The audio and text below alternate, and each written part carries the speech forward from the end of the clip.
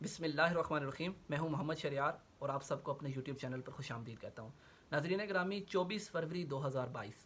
پاکستان کی تاریخ میں، پاکستان کی جوڈیشل تاریخ میں ایک بڑا دن تھا. نہ صرف اس دن انصاف کا بول بالا ہوا، بلکہ نہ صرف محض ایک خاتون بلکہ پاکستان کی تمام خواتین اور تمام افراد جو کہ پاکستان کی عدالتوں سے انصاف کے طلبگار ہیں، ان کی جیت ہوئی. ناظرین گرامی، میں بات کر رہا ہوں نور مقدم کیس کے حوالے سے. ایک 27 سالہ خاتون جن کو اسلام آباد میں ایک بہت ہی بے دردی سے، بہت ہی صفاقانہ طریقے سے، بہت ہی ظالمانہ طریقے سے قتل کر دیا گیا تھا.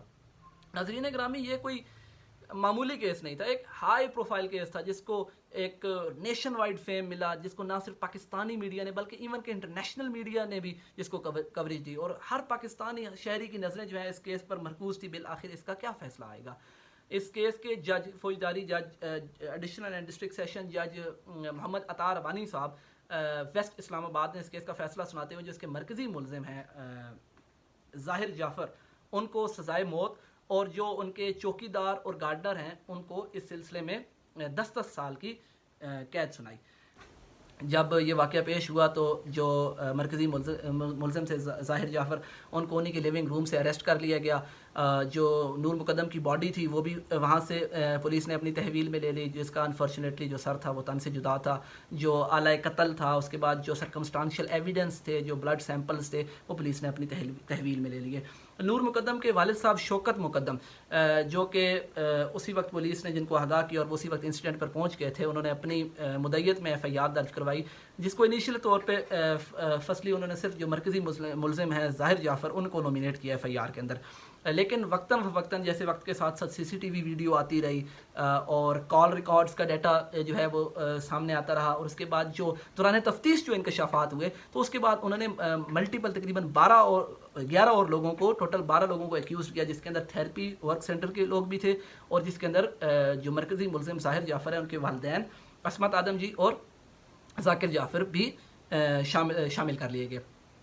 ناظرین، جو اس ہول کیس میں ڈیفینسز تھے ڈیفنس کونسل کی طرف سے، وہ بہت دلچسپ تھے. پہلے تو یہ ڈیفینس لیا گیا کہ وہاں ایک ڈرگ پارٹی چل رہی تھی اور جو مقتولہ ہیں نور مقدم، وہ ڈرگز اپنے ساتھ لے کے آئی تھی اور وہ کچھ لوگوں کو بھی مدعو کرنا چاہتی تھی. تو وہاں ایک ڈرگ پارٹی ہوئی اور سب نے ڈرگز لے لیے. تو اور ظاہر جعفر نے یہ سٹانس لیا کہ وہ ڈرگز کی شدت کی وجہ سے وہ سب بے ہوش ہو گئے. جب وہ ہوش میں آئے تو وہ رسیوں میں جکڑے ہوئے تھے اور نور مقدم کے ساتھ یہ واقعہ ہو چکا تھا. مین وائل یہ کہ جو اس پارٹی کے اندر جتنے بھی پارٹیسپینٹس تھے اس کے اندر سے ہی کسی نے یہ واقعہ کیا. دوسرا جو ڈیفینس ان کی طرف سے لیا گیا وہ یہ تھا آنر کلنگ کا تھا. انفارچونیٹلی کہ نور مقدم وہاں موجود تھی اور نور مقدم کے والد صاحب جو ہیں وہ وہاں پہ آ گئے، شوکت علی مقدم صاحب، اور انہوں نے یہ دیکھا اور انہوں نے آنر کلنگ غیرت کے نام پہ نور مقدم کو قتل کر دیا. جو تیسرا ڈیفینس لیا گیا تھا وہ مینٹل ہیلتھ کا تھا ظاہر جعفر کا. وہ یہ تھا کہ وہ ایک انسین پرسن ہے، سین پرسن نہیں ہے. تو آپ نے سب دیکھا، میڈیا نے ہائی لائٹ کیا کہ کس طرح وہ اسٹریچر پر کچہری آئے. جب ایڈیشنل ڈسٹرکٹ سیشن جج عطا ربانی صاحب نے جیل سپرنٹینڈنٹ سے پوچھا کہ یہ کیا معاملہ ہے، اس طرح وہ کیوں آئے ہیں، تو انہوں نے کہا کہ جب یہ جیل سے نکلے ہیں تو اس ٹائم تو یہ اسٹریچر پہ نہیں تھے، وہ بالکل فٹ تھے. ایون کہ وہ اسٹریچر بھی احاطہ کچہری کے اندر سے کہیں سے انہوں نے ارینج کیا. تو جو ان کے ڈیفینسز تھے وہ ان کے اندر کوئی کنسسٹنسی نہیں تھی. اس وجہ سے عدالت کے اندر مین وائل وہ ان کو جو ڈیفینس کونسل تھی وہ بچانے میں ناکام رہی. جو ان کی پیرنٹس کی طرف سے ڈیفینس لیا گیا تھا وہ یہ تھا کہ at the time of the occurrence of the murder, جب وہ واقعہ ہوا، جائے وقوع پہ وہ موجود نہیں تھے بلکہ وہ دونوں کراچی میں موجود تھے. ان کو وہاں علم ہوا اور وہ نیکسٹ فلائٹ لے کے سیدھا اسلام آباد آگے. ناظرین گرامی، اس کیس کا جو سب سے اہم فیکٹ ہے وہ یہ ہے کہ اس کیس کے اندر کوئی آئی وٹنس نہیں ہے. سائنٹیفک ٹیکنیکس اور ماڈرن سائنٹیفک ٹیکنالوجیز کی مدد سے پروسیکیوشن نے اس کا استعمال کیا ہے کیس کو جیتنے کے لیے، جس کے اندر آپ کا CCTV کیمرہ آ جاتا ہے، جس کے اندر انہوں نے DNA ٹیسٹ کا سہارا لیا، فورینسک ٹیسٹ کا سہارا لیا، جس کے اندر انہوں نے بلڈ سیمپلز کا سہارا لیا، جو کہ جتنے بھی مین وائل کے سائنٹیفک ڈیوائسز ہیں. اور ایک سپریم کورٹ کی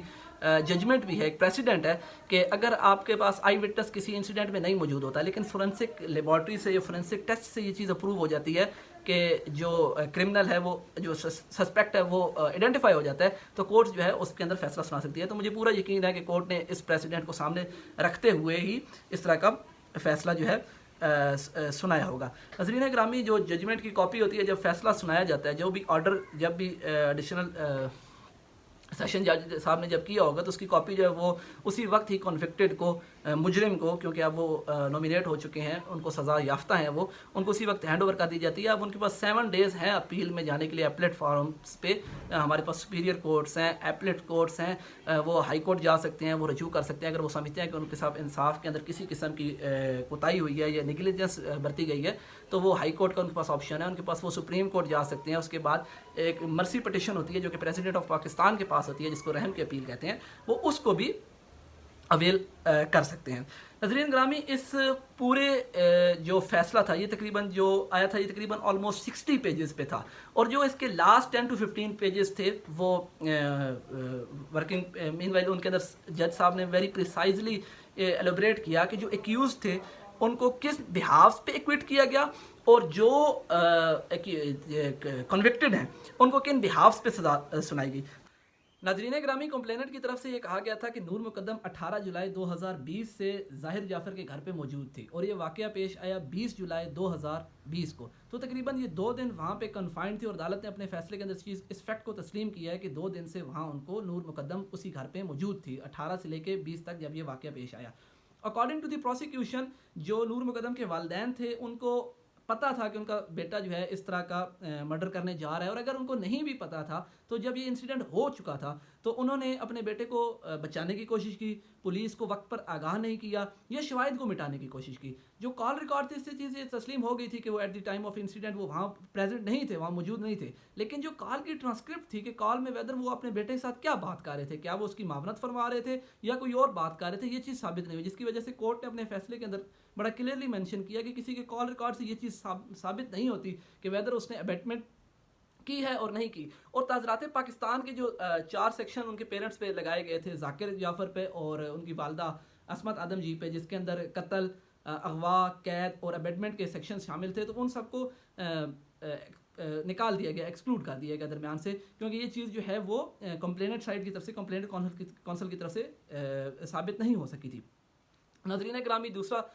جو ظہور صاحب ہیں جو کہ CEO تھے تھیراپی ورکس کے, وہ بھی ایکیوز تھے, اور ان کو بھی صرف اس بہاف پہ ایکوٹ کر دیا گیا کیس سے, کیونکہ وہ بھی فون پہ تھے چونکہ رابطے میں تھے, لیکن ٹرانسکرپٹ کال کی موجود نہیں ہے, اور وہ انسیڈنٹ کے ٹائم پہ بھی موجود نہیں تھے, تو یہ ثابت نہیں کرتا کہ وہ کیس کے اندر اس مرڈر کے اندر کسی طریقے سے انوالو تھے. تیسرے نمبر پہ جو 5 تھیراپی ورکرز جو تھے تھیراپی ورکس کے, وہ اس کے اندر انکلوڈیڈ تھے اور ایکیوز تھے, ان کو اس بہاف پہ ایکوٹ کر دیا گیا, کیونکہ جو ان کے اندر سے ایک امجد نامی ایک لڑکا تھا, جب اس کو یہ فائرنگ کی آواز آئی اور وہ اوپر کمرے میں گیا لیونگ روم میں, تو ظاہر جعفر نے اسے بھی فائر کرنے کی کوشش کی. جو بلٹ تھی پسٹل کی وہ وہاں اسٹک ہو گئی پسٹل کے اندر, تو اس نے اسی آلہ قتل سے جس سے نور مقدم کا